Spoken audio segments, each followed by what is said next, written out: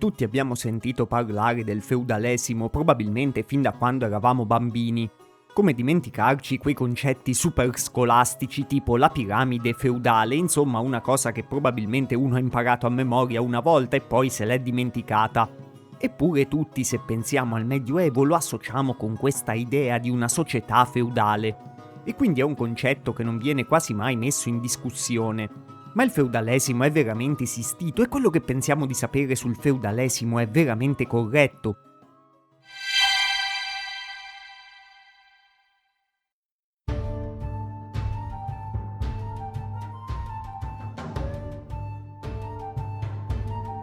Non perderò tanto tempo a darvi la definizione classica del feudalesimo, proprio perché penso che tutti più o meno la conoscete. Però in modo che sia chiaro per tutti quello che dirò dopo nel video farò un rapidissimo riassunto. La definizione da libro, deriva soprattutto da come hanno presentato il concetto due storici del 1900, François Gansoff e Marc Bloch. Per Gansoff il feudalesimo è un insieme di istituzioni che creano e reggono obblighi di obbedienza e di servizio, soprattutto militare, da parte di un uomo libero chiamato vassallo verso un signore. E è caratterizzato da una gerarchia di legami personali, cioè il vassallaggio, e dalla concessione di terre chiamate feudi in cambio di fedeltà e aiuto. Bloch dà una definizione simile che è una popolazione contadina soggiogata, l'uso diffuso del servizio feudale, cioè il feudo al posto dello stipendio, che era fuori discussione, la supremazia di una classe di guerrieri specializzati, legami di obbedienza e protezione che uniscono gli uomini tra loro e all'interno della classe guerriera assumono la forma distintiva chiamata vassallaggio, frammentazione dell'autorità che porta inevitabilmente al disordine.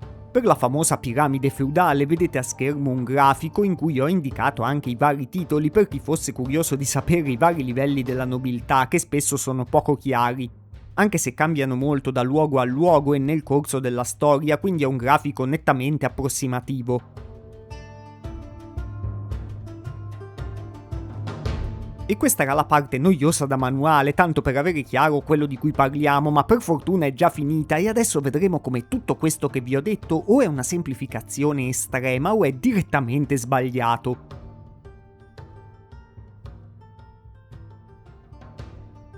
Per capire perché il concetto di feudalesimo crea diversi problemi bisogna ritornare a come è nato. A differenza di quello che potreste pensare, non è nato per niente nel Medioevo. Nessuno nel Medioevo usa la parola feudalesimo e nessuno nel Medioevo dà questa descrizione da manuale che abbiamo appena visto. E questo potrebbe già essere un problema perché se nel Medioevo nessuno usa una categoria che verrà scelta poi per rappresentare l'intera società medievale, la cosa può far nascere qualche sospetto. L'idea di descrivere così la società medievale è nata soprattutto nel XVI e nel XVII secolo, negli studi di alcuni giuristi che volevano studiare le leggi del passato. Questi giuristi però si sono basati principalmente su una sola fonte che si chiama Libri Feudorum, cioè libri dei feudi. Questa è una compilazione di regole e di leggi medievali che però riguarda soprattutto la zona di Pavia e del nord Italia e non riguarda tutta l'Europa medievale. Poi questo singolo caso specifico è stato usato per secoli quasi da solo per confrontarlo con il diritto romano. Uno step problematico in più deriva dal fatto che poi gli studi dei giuristi internazionali che avevano studiato i libri Feudorum sono stati utilizzati dai legislatori all'epoca della Rivoluzione francese. Come tutti sapete, all'epoca della Rivoluzione francese uno degli obiettivi principali era abolire il famoso Ancien Régime e i rivoluzionari hanno usato proprio l'idea di dire che quello era un sistema feudale per criticarlo. Quindi non solo il concetto di feudalesimo si basa su pochissime fonti medievali reali, ma praticamente nasce già come un concetto negativo per degli scopi politici. Ovvero i rivoluzionari della fine del Settecento dicono nel Medioevo c'era il feudalesimo, questo è un sistema antiquato e oppressivo che è rimasto fino a oggi, quindi bisogna abolirlo quanto prima. Anche proprio a causa di questi eventi poi tutti hanno avuto gioco facile a contrapporre il sistema feudale allo Stato moderno, allo Stato di diritto, e questa visione si è radicata tanto che penso che sia quella che viene insegnata e diffusa ancora oggi. Se vogliamo, rientra un po' anche nel famoso mito nero creato sul Medioevo nei secoli insieme a tanti altri concetti poco storicamente accurati che vogliono descrivere il Medioevo come questa epoca buia e oscura, immersa nell'oppressione e nell'ingiustizia. Dagli anni 70 del Novecento in poi, comunque, diversi studiosi hanno messo in dubbio il concetto tradizionale di feudalesimo. E lo hanno fatto anche perché, rivedendo bene le vere fonti medievali, non è che il concetto emerga davvero così tanto. Una prima critica al feudalesimo è stata fatta da una studiosa chiamata Elizabeth Brown e poi nel tempo è stata portata avanti anche da altri studiosi come Susan Reynolds.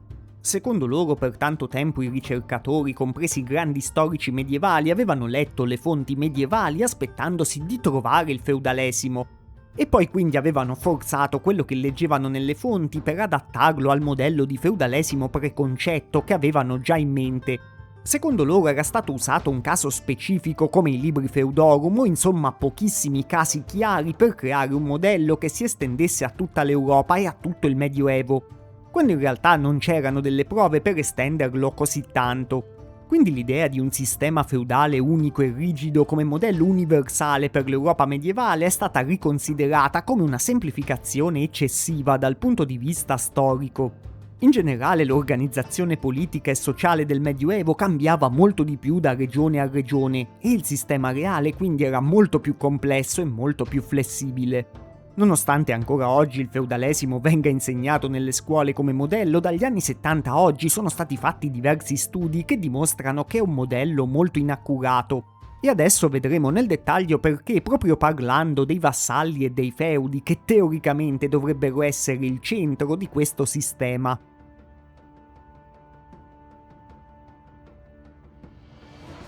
Partendo dal termine vassallo, etimologicamente vassallo ha una radice celtica che significa servitore.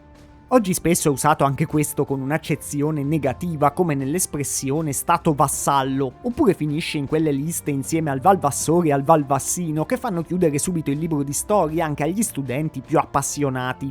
Nella Chanson de Roland, che però è una vera fonte medievale dell'XI-XII secolo, vassallo significa solo uomo di valore, e di solito viene usato per indicare un generico subordinato.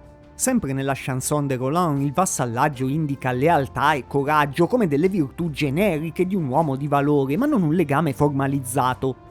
Dalle altre fonti medievali sappiamo che il vassallaggio non era collegato sempre alla fedeltà a un signore in cambio di un feudo, ma poteva indicare tantissimi rapporti sociali diversi.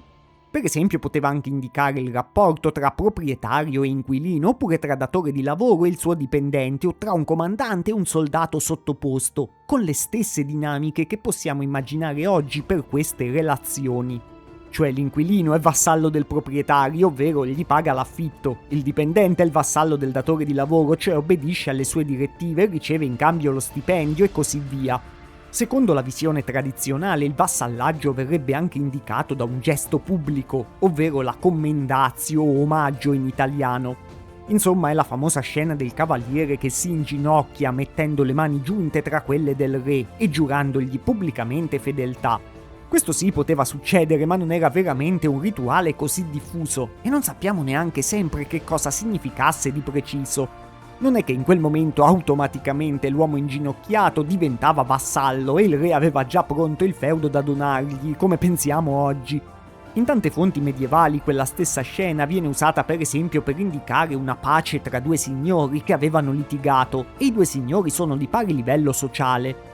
Oppure è un semplice omaggio formale che non sottintende nessuno scambio. Un caso famoso di questo erano i re d'Inghilterra dall'XI secolo che vengono definiti di solito vassalli del re di Francia. In realtà i re inglesi omaggiavano semplicemente in questo rituale i re di Francia perché effettivamente i re di Francia avevano un lignaggio più antico e in passato i sovrani d'Inghilterra erano stati sottoposti a loro. Ma poi nel tempo per lunghi periodi i sovrani d'Inghilterra erano effettivamente più potenti del re di Francia e indipendenti dal re di Francia. Non a caso gli facevano ben volentieri la guerra e arrivavano a rivendicare direttamente anche il trono di Francia. Il concetto stesso di fedeltà al signore, come capiamo, è abbastanza vuoto se pensiamo che uno poteva essere vassallo di più signori. Quindi se i due a un certo punto si scontravano non poteva essere fedele a tutti e due contemporaneamente in un modo molto semplice. In realtà i rapporti di potere medievali erano molto più sfumati e se vogliamo erano anche molto più simili a quelli che ci sono ancora oggi senza tutte queste astruse formalizzazioni. Lo stesso potere del re non era assoluto come farebbe pensare la famosa piramide feudale. Il re per decidere consultava gli uomini ricchi, i guerrieri più esperti, i membri anziani della comunità e anche il clero. Spesso maggiore era l'assemblea che poteva consultare, migliore si considerava la decisione. Un re sì aveva l'ultima parola, ma uno che andava costantemente contro i consigli che gli venivano dati rischiava di essere un re che durava molto poco.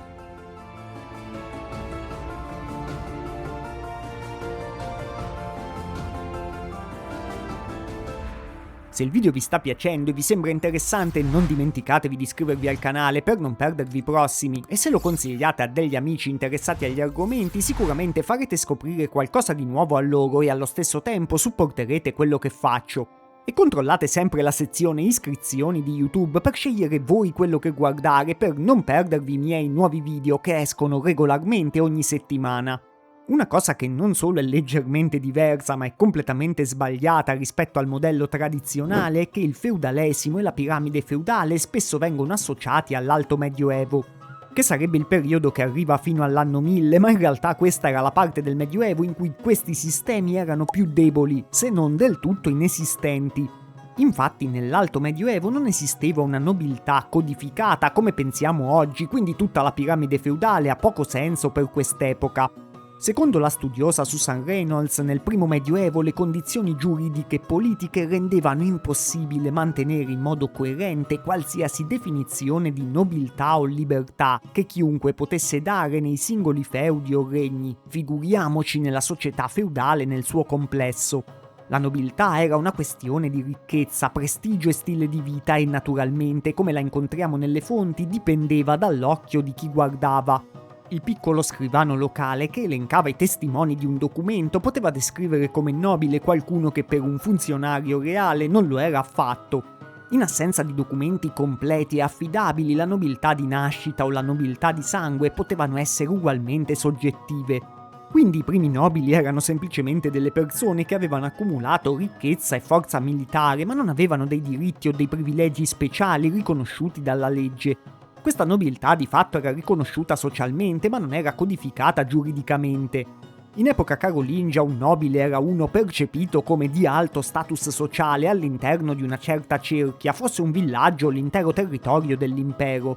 I nobili erano i membri preminenti di varie zone di un territorio e quindi il re gli riconosceva uno status più elevato e teneva in considerazione la loro importanza. Anche perché questi se no poi potevano avere le risorse per detronizzarlo e magari diventare re loro stessi, cosa che non succedeva troppo raramente. Così è più facile da capire perché se ci pensiamo è simile alla nostra società attuale. Teoricamente i cittadini sono tutti uguali, ma non credo che c'è bisogno che vi spiego che uno ricco e potente ha una maggiore importanza sociale, quindi potremmo definirlo un nobile pure nella nostra società se usassimo le stesse identiche categorie che usavano nell'Alto Medioevo. Più che nobili o non nobili, il diritto medievale distingueva soprattutto tra uomini liberi e non liberi, e i non liberi erano persone legate a condizioni che ovviamente limitavano molto la loro libertà, come la schiavitù. La nobiltà codificata che abbiamo in mente oggi con i suoi privilegi in realtà nasce nel basso medioevo tra l'XI e il XIII secolo, e poi si afferma in un modo molto più codificato solo nell'età moderna e non nel medioevo. L'idea di dare più regole nel basso medioevo era nata perché c'era una maggiore mobilità sociale, quindi chi era già ricco e potente voleva tutelare i suoi privilegi rispetto alle persone che erano in ascesa. Quindi prima era nata la cavalleria come un'istituzione formalizzata, infatti prima i cavalieri erano solo uomini in armi a cavallo. Ma l'istituzione aveva comunque i suoi problemi perché poi nel tempo ogni cavaliere poteva investire un altro cavaliere. Oppure chi era ricco arrivava direttamente a comprarsi in qualche modo il titolo e a ricevere i suoi privilegi. Quindi alla fine siamo arrivati al gioco dei pedigree e dei lignaggi familiari, ovvero chi voleva dimostrare il proprio status cercava di provare che la sua famiglia era nobile da tanto tempo. Questa oggi è una cosa famosissima e anche un po' comica che associamo al Medioevo, ma nei fatti non era molto efficace e non creava per niente una società immobile. Infatti basta prendere una cosa che penso sapete tutti, cioè che tantissimi nuovi nobili emergono per tutto il basso medioevo.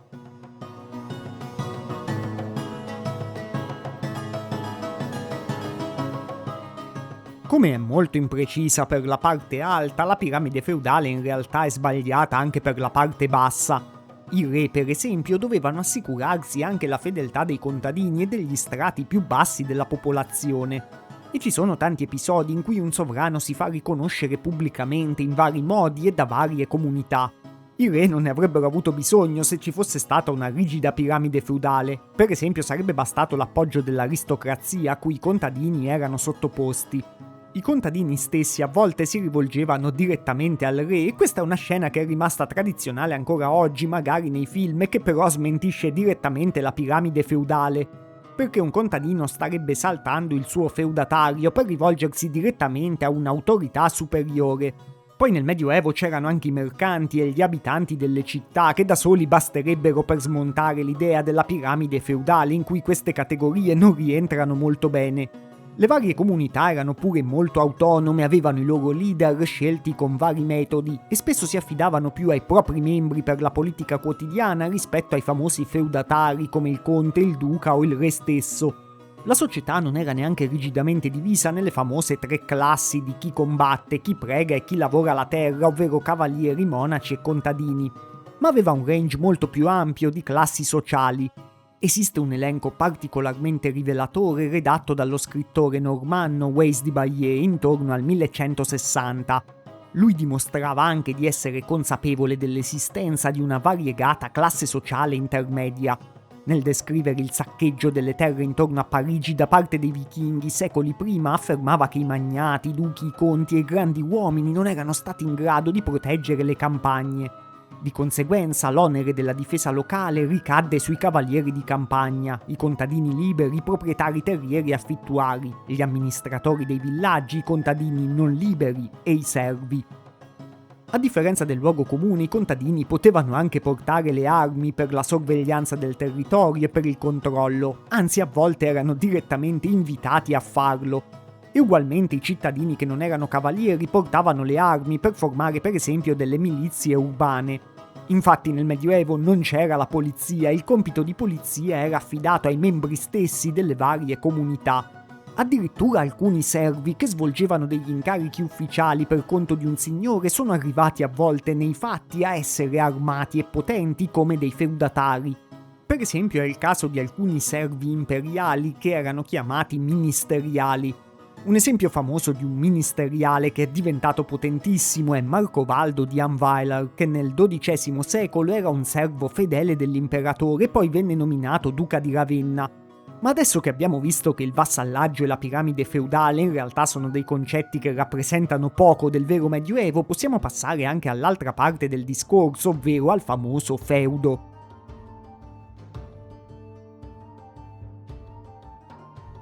La parola feudo potrebbe essere collegata etimologicamente al concetto di bene materiale oppure direttamente al gregge, sempre inteso appunto come una risorsa materiale da sfruttare.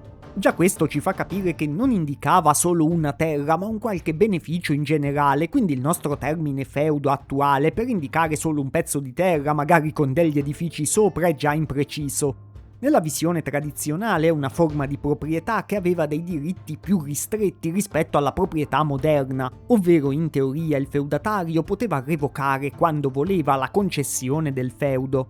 In realtà in una buona parte dei casi attestati per il Medioevo vediamo che tante persone possedevano direttamente una terra e non l'avevano ricevuta in cambio di un qualche servizio. Per esempio tantissime terre seguivano il regime dell'allodio, che è un termine medievale poco conosciuto e che comunque indica una cosa molto semplice, cioè la piena proprietà. Nelle fonti medievali, piuttosto che esserci questo scambio codificato della fedeltà per il feudo, contava soprattutto il diritto consuetudinario, cioè le usanze quotidiane che c'erano state in un luogo. Ovvero il possesso della terra era fondato su un uso continuato e sul fatto che una comunità riconoscesse qualcuno come proprietario di quella terra da tanto tempo. Molti piccoli e medi proprietari non tenevano la terra per concessione di un signore, ma quia semper tenuerunt, che è un'espressione latina che vuol dire perché l'hanno sempre tenuta.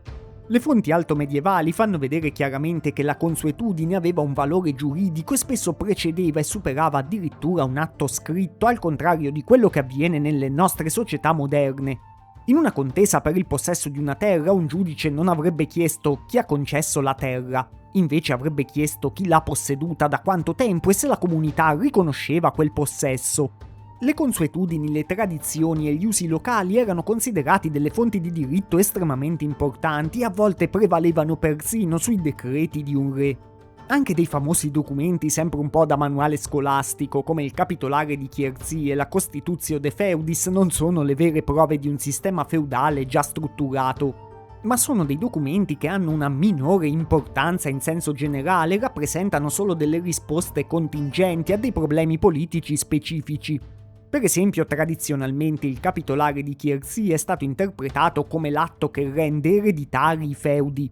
In realtà era una misura eccezionale e temporanea che era stata emanata da Carlo il Calvo per garantire la fedeltà dei grandi aristocratici durante una fase di instabilità politica. Ugualmente la Constitutio de Feudis, che riconosce diritti ereditari ai vassalli minori nel Regno Italico, era un atto normativo limitato. Voleva solo stabilizzare i rapporti di potere locali e limitare i conflitti tra grandi e piccoli detentori di benefici. Questi documenti quindi attestano delle pratiche specifiche che erano state messe per iscritto per l'occasione e non un feudalesimo inteso come un modello generale. È la storiografia moderna che ha retroattivamente applicato questa categoria su dei documenti che non parlavano di casi generali. Un giuramento dell'XI secolo smentisce direttamente la visione feudale tradizionale, infatti elenca proprio i principali proprietari terrieri di 2 diocesi della Borgogna, e non sono assolutamente tutti feudatari o l'uno vassallo dell'altro come potremmo immaginarci oggi.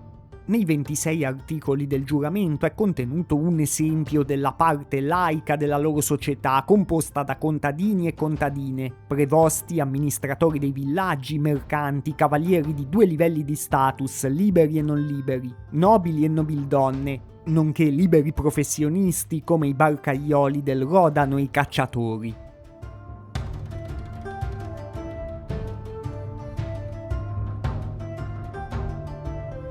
Come la nobiltà, anche il concetto di feudo si formalizza molto di più nel basso medioevo e non c'entra niente con una presunta anarchia feudale dell'alto medioevo. Dopo l'anno 1000 la popolazione aumenta e c'è più richiesta di terre e quindi ci sono anche più dispute territoriali. Soldati e mercanti che guadagnavano bene mettevano da parte i soldi per comprare delle terre e facevano già delle speculazioni sull'acquisto dei terreni. Come potrebbe esistere contemporaneamente il feudalesimo con tanti atti che dimostrano la compravendita di terreni? È proprio a causa di questa mobilità e del fatto che la società stava cambiando e la ricchezza stava passando di mano che si è pensato di regolamentare meglio le varie forme di proprietà che erano già in essere. È anche l'epoca delle prime università che spesso si occupano proprio di diritto e che devono supportare con dei presupposti legali le varie pretese.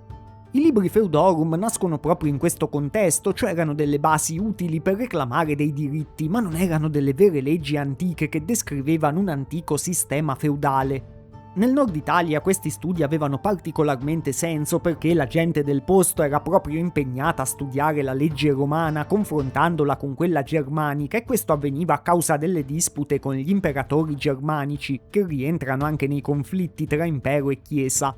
Non a caso tantissime concessioni di terre veramente importanti, che sarebbero quelli che noi chiamiamo feudi, non erano verso dei vassalli intesi come uomini d'armi, ma verso le chiese, che di solito avevano accumulato anche tante esenzioni e tanti benefici. Quindi il feudo, come lo immaginiamo oggi, era solo una delle tante categorie che era stata formalizzata dai giuristi del basso medioevo e che supportava le pretese di qualcuno a mantenere certi privilegi territoriali. Per la Chiesa questo si combinava bene anche con una nuova percezione che voleva mettere in discussione l'autorità del re, perché il regno poteva essere come un feudo dato sulla terra al re da Dio, e il re a sua volta doveva concederne dei pezzi alla Chiesa per dimostrare il suo buon servizio nei confronti di Dio. Come capite bene, quindi, queste relazioni feudali non sono per niente un sistema che spiega l'intera proprietà terriera dell'Alto Medioevo, ma il feudo è una categoria legale abbastanza specifica costruita nel Basso Medioevo per tutelare degli interessi particolari. In conclusione, il vassallaggio esisteva così come esistevano le concessioni di terre, ma non sono il modello principale per spiegare tutto il Medioevo europeo. Quindi penso che parole come feudalesimo, feudo, vassallo non siano da usare per niente, no, secondo me si possono anche usare quando uno vuole farsi capire velocemente parlando di Medioevo, magari a chi non è esperto dell'argomento, perché sono dei termini che più o meno tutti a grandi linee conosciamo. Però sarebbe meglio che chi le usa sia consapevole che sono un'etichetta molto semplificata e che poi vada a approfondirli. Infatti non andrebbero usati a cuor leggero quando uno vuole approfondire con accuratezza direttamente la società, l'economia e la politica del Medioevo. E soprattutto non andrebbero mai usati nell'accezione negativa che hanno voluto dargli i teorici della Rivoluzione francese. Perché dal momento che non definiscono per niente bene la vera società medievale, non si può far passare la società medievale per una società arretrata, sulla base di concetti che non la rappresentano nel modo corretto.